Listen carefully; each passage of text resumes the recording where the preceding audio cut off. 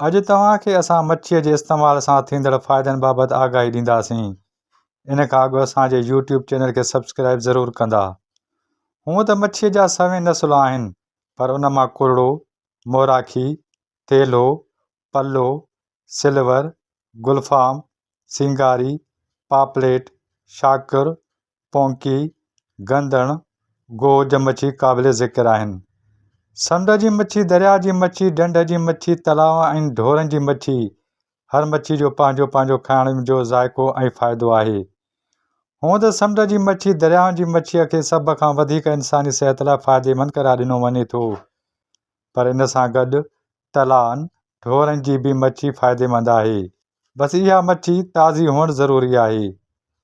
तिबी माहिरनि जो चवणु आहे त जेको इंसानु मच्छीअ जो इस्तेमालु करे थो त उहो तकड़ि में कुराड़ो नथो थिए।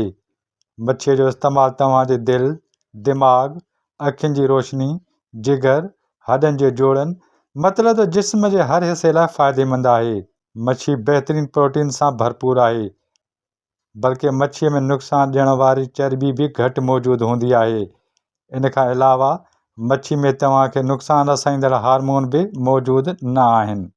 जीअं त तव्हां ॼाणो था त ब्रायलर मुर्गी खे जंहिं फीड ते वॾो कयो वेंदो आहे, जंहिंजे करे मुर्गी हार्मोन सां भरपूर हूंदी आहे, जंहिंजो गोश्त मच्छीअ जे मुक़ाबले में घटि फ़ाइदेमंद ऐं तव्हांजी सिहत खे नुक़सानु रसाए थो। मच्छी जो इस्तेमालु जिस्मानी कमज़ोरी जो ख़ात्मो करे थो, तव्हांजे जिस्म खे मज़बूत बणाए थो, तव्हांजे जिस्म में ताक़त जा तवानाई ईंदी आहे, तव्हांजी स्टेमिना वधे थी, तव्हां मुख़्तलिफ़ बीमारियुनि खां बची सघो था।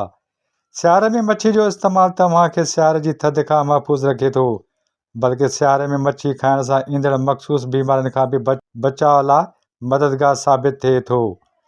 मच्छी जे इस्तेमाल सां तव्हांखे कुराड़प जल्दी न ईंदी आहे। मच्छी में मौजूदु रोगनियात दिमाग़ जी खुश्की जो ख़ात्मो आणे थो, दिमाग़ खे ताक़त पहुचाए थो। जदीद तरीन तहक़ीक़ात मां इहो साबित थियो आहे त मच्छी में एंटी डिप्रेशन प्रोटीन मौजूदु आहे। यानी जेकॾहिं तव्हां मच्छी जो इस्तेमालु करियो था त तव्हां डिप्रेशन जहिड़े मनहूस मर्ज़ खां बची सघो था। मच्छी तव्हांजी यादाश्त लाइ बि फ़ाइदेमंद आहे।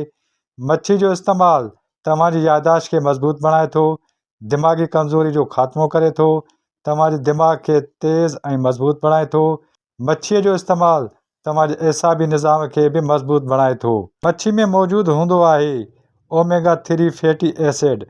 इन में vitamin D, vitamin B2, calcium, phosphorus, iron, zinc, iodine बि मौजूदु आहे। मच्छी में मैग्नीशियम आहे ऐं पोटेशियम बि आहे। तिबी माहिरनि मुताबिक़ तव्हांखे हफ़्ते में घटि 2 या 3 दफ़ा मच्छी खाइणु घुरिजे। मच्छी घणी तरियल खाइण खां परहेज़ करणु घुरिजे, छो त तरियल मच्छी खाइण सां तव्हांजे वज़न वधी सघे थो ऐं उन जा फ़ाइदा बि घटि हासिलु थियनि था। कोशिशि कजे त मच्छीअ जी भाॼी तयारु करे खाधी वञे।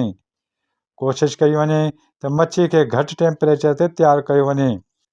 मच्छी खाइण जा काफ़ी फ़ाइदा मां पहिरियां तव्हांखे ॿुधाए चुको आहियां, पर तव्हांखे मां वधीक ॿुधायां त मच्छी शुगर जे मरीज़ लाइ बि इंतिहाई फ़ाइदेमंद आहे।